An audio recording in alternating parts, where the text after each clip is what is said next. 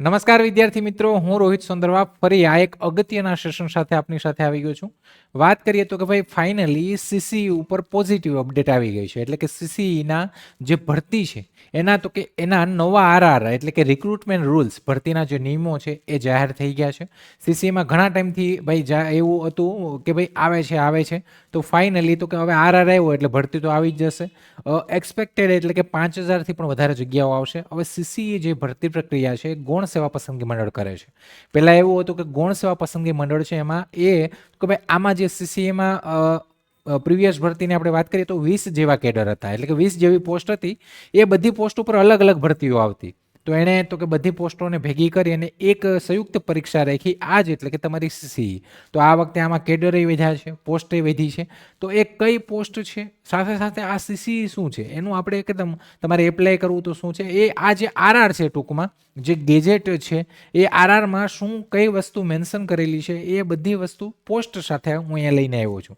તો one by one આપણે ચાલુ કરીએ કે ભાઈ શું છે આમાં. વાત કરીએ અહીંયા તો આ જે સીસીઈ નવી ભરતી 2026ની છે. વાત કરીએ અહીંયા તો કે જીએડી ગુજરાત સરકાર દ્વારા જે આ ગેજેટમાં નવા ભરતીના નિયમો છે જાહેર થઈ ગયા છે. જાહેરાત તારીખ એટલે કે 23 જાન્યુઆરી આ તમારી જાહેર તારીખ એમાં 22 હશે પણ 23 જાન્યુઆરી માન્ય ગણાશે. અમલીકરણ તો કે ભાઈ જ્યારથી જાહેર થયા ત્યારથી એનો અમલ થઈ હશે. વાત કરીએ ફેરફાર શું છે આમાં તો કે હવે જે જૂના નિયમો હતા એને રદ કરવામાં આવશે. હવે આ જે આરઆરમાં જે નિયમો છે એને ધ્યાનમાં લેવામાં આવશે. શું છે આમાં તો કે હવે આ આરઆર પ્રમાણે કોણ ફોર્મ ભરી શકે. અહીંયા તો અહીંયા આરઆરમાં મેન્શન કરેલું છે ભાઈ શૈક્ષણિક લાયકાત જે મુજબ તો કે ભાઈ ઉમેદવાર માન્ય યુનિવર્સિટીમાંથી સ્નાતક હોવો જોઈએ.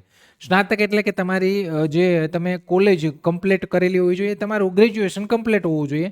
હવે અહીંયા એક પ્રશ્ન એવો ઊભો થાય કે સાહેબ મારું છેલ્લું સેમેસ્ટર છે, આમ છે તેમ છે, ભરી શકું. તો પણ આની ઓફિશિયલ જ્યારે નોટિફિકેશન આવે ભરતીની ત્યારે તો કે એમાં એ લોકો કંઈ એવી બારી આપે છે કે ભાઈ ચાલો છેલ્લા વર્ષવાળાને પણ એપ્લાય કરવાનું કે આમ કે તેમ, તો અલગ વાત છે.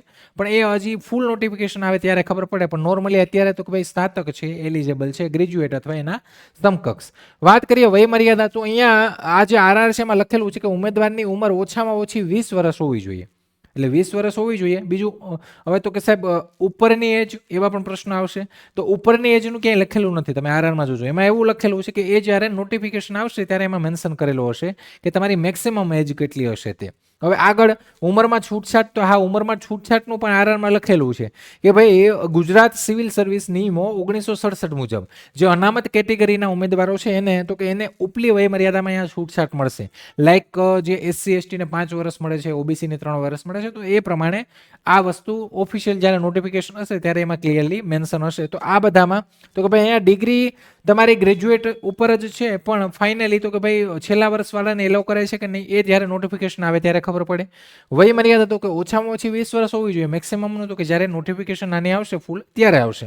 અને છૂટછાટ તો કે છૂટછાટ તો એ તો જો કે આપણે 5 વર્ષ 3 વર્ષ એ પ્રમાણે છે જ રિઝર્વ કેટેગરીની. તો આ વસ્તુ છે. હવે પરીક્ષા પદ્ધતિની વાત કરીએ તો અહીંયા સેમ જેવી પ્રીવિયસ સીસીઈ છે એ પ્રમાણે જ છે કે ભાઈ પ્રિલિમ્સ અને મેન્સ. પણ પરીક્ષા પેટર્નમાં એટલે કે સિલેબસમાં ચેન્જ છે. શું ચેન્જ છે અહીંયા તો કે જે સ્ટેજ 1 તમારી પરીક્ષા લેવાશે એમાં પ્રાથમિક પરીક્ષા એટલે કે તમારી જે પ્રિલિમ પરીક્ષા છે એ ગ્રુપ એ અને બી બંને માટે સેમ રહેશે. ગ્રુપ એ અને બી બે માટે એક જ પરીક્ષા પહેલાં પ્રિલિમ લેવાશે. પ્રિલિમ પરીક્ષા જે છે એ તમારી એમસીક્યુ ટાઈપની હશે, મલ્ટિપલ ચોઇસ ક્વેશ્ચન હશે. વાત કરીએ કુલ ગુણ તો કે કુલ ગુણ એના 150 માર્કની આ તમારી પ્રિલિમ પરીક્ષા લેવાશે. જેમાં તો કે તમને 2 કલાકનો સમય મળશે. પ્રિવિયસલી જે ભરતી ગઈ એમાં 100 માર્કનું પેપર હતું અને 1 કલાક હતી.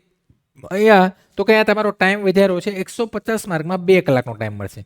પ્રિલિમ પરીક્ષા છે એ તમે આપો. પ્રિલિમ પરીક્ષામાં તો કે તમારા વિષયવારની આપણે વાત કરીએ તો તમારું તાર્કિક કસોટી રિઝનિંગ જે છે અહીંયા 60 ગુણનું છે. એટલે કે સૌથી વધારે વેઇટેજ છે આને આપ્યો છે. અહીંયા ગણિત તમારું જે છે એ 30 ગુણનું આવશે. તમારું સામાન્ય જ્ઞાન અને કરંટ અફેર જે 30 ગુણનું હશે. તમારી ગુજરાતી ભાષા 15 ગુણ હશે. અંગ્રેજી ભાષા 15 ગુણ હશે. હવે અહીંયા તો કે આ બધું મળે 150 માર્ક અને 2 કલાકનો સમય. આ એમસીક્યુ ટાઈપની પરીક્ષા હશે. એ તમે પાસ કરો, મેરિટમાં આવો. હવે જગ્યાના 7 ગણા, જગ્યા જેટલી પણ આવે એના 7 ગણા લોકો, આ નોર્મલી ક્યાંય નથી પણ એ જ પ્રમાણે ગૌણ સેવા કામ કરે છે.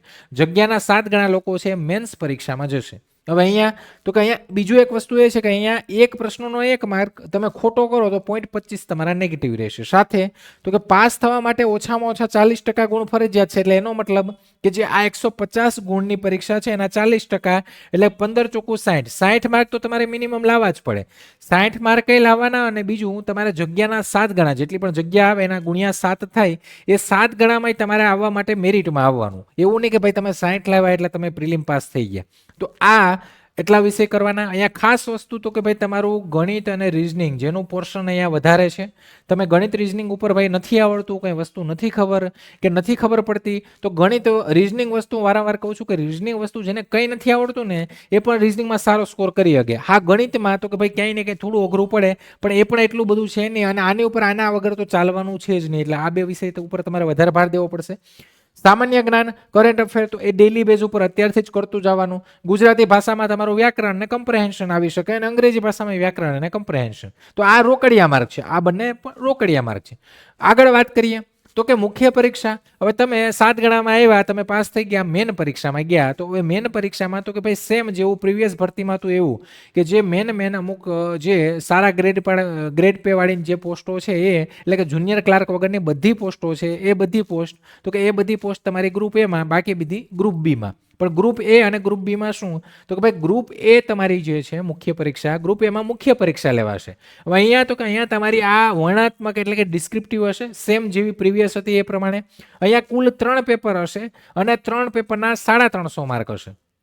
હવે આ 3 પેપર કયા તો કે અહીંયા 3 પેપર જે છે એમાં પેપર પહેલું તો કે ગુજરાતીનું હશે, જે તમારું ડિસ્ક્રિપ્ટિવ સેમ આપણે જે 12માં લખીએ એ પ્રમાણે, તો કે તમારું નિબંધ, લેટર આ પ્રમાણે 100 ગુણ એના હશે, 3 કલાક એમાં જ હશે. તમારા પેપર 2 અંગ્રેજી ભાષા, એમાં 100 ગુણ 3 કલાક. તમારું જનરલ સ્ટડીઝ છે 150 3 કલાક. આમ ટોટલ તો કે ભાઈ ટોટલ તમારા 350 માર્ક થાય. હવે તો કે અહીંયા પાસ થવા માટે ઓછામાં ઓછા 40% ગુણ વિષય મુજબ ફરજિયાત છે. એટલે કે તમારે આમાં 100 માંથી 40 એટલે કે 40% એટલે 40, અહીંયા પણ 40 અને અહીંયા 15 ચોકો 60. એ માર્ક તો તમારે કમ્પલસરી લાવવા પડશે.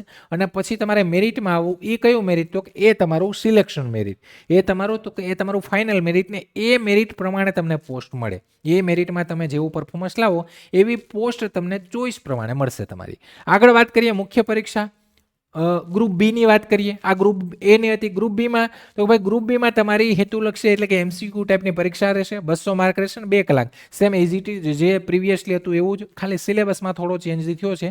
એટલે કે થોડા ટોપિક્સ એડ કર્યા છે નવા, બાકી એટલે કે સિલેબસમાં થોડો ન કહેવાય, ઘણો ચેન્જીસ જેવો છે.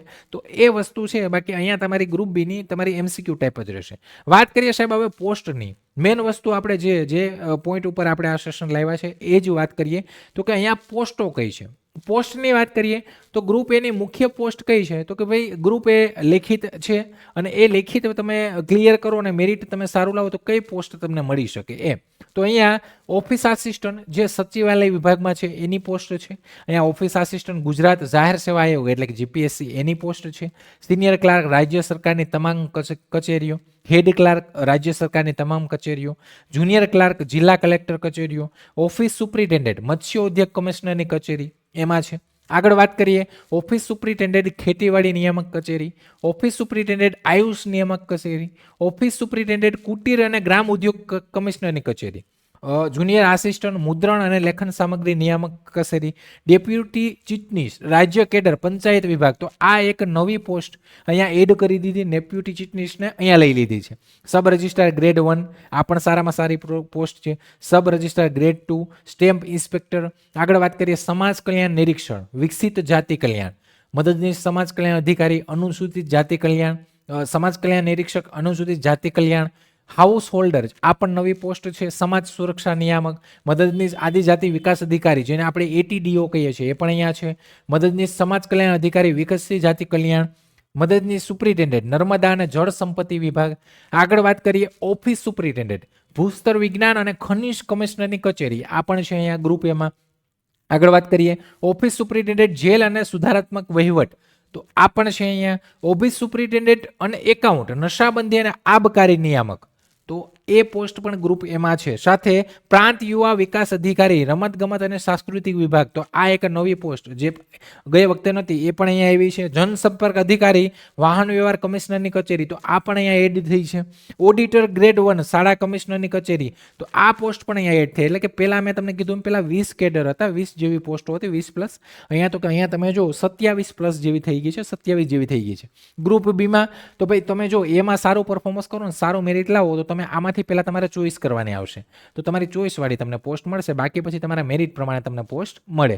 ગ્રુપ બીમાં તો ગ્રુપ બીમાં ઓનલી જુનિયર ક્લાર્ક, પણ કયા જુનિયર ક્લાર્ક? તો ભાઈ રાજ્ય સરકારની તમામ કચેરીઓના કલેક્ટર કચેરી સિવાયના જે પણ ક્લાર્ક છે એ બધા અહીંયા આવરી લેવામાં આવશે. તમામ જેટલી પણ રાજ્ય સરકારની કચેરીઓ છે તો એમાં. તો આ એક સારામાં સારી મિત્રો ઓપોર્ચ્યુનિટી છે ગ્રેજ્યુએશન ઉપર. તો કે આ એક મોટી ભરતી કહેવાય. અને અહીંયા તો કે ભાઈ અહીંયા પણ તમારું ક્યાંય ને ક્યાંય જો ભાઈ તૈયારી તો બધામાં તમને નથી આવડતું એ પણ શીખવું પડશે. ગણિત રિઝનિંગ છે હવે એને પણ લઈને તમારે સાથે ચાલવું પડશે. તો વિદ્યાર્થી મિત્રો એકદમ પદ્ધતિસરની તૈયારી અત્યારથી જ લાગી જાજો. આપણે પ્રીવિયસ ભરતીઓમાં જોયું છે કે ભાઈ ટાઈમ મળતો નથી, એટલે તમારે પ્રિલિમ્સ મેન્સની તૈયારી અત્યારથી જ કરવી પડશે.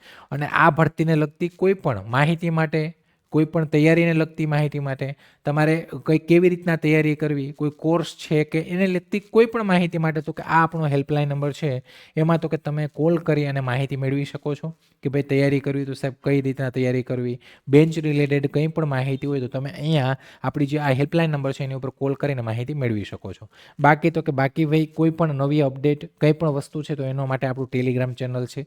જો તમે જોઈન ના કર્યું તો ડિસ્ક્રિપ્શન લિંકમાં છે, ત્યાંથી જોઈન થઈ જજો. અને આવી નવી અપડેટ નવી માહિતી સાથે મળતા રહેશું. આશા રાખું કે તમને માહિતી સમજાઈ ગઈ હશે. ને આવી જ નવી કોઈ નવા સેશન સાથે ફરી મળશું. ત્યાં સુધી રજા લઉં છું. જય હિન્દ, જય ભારત.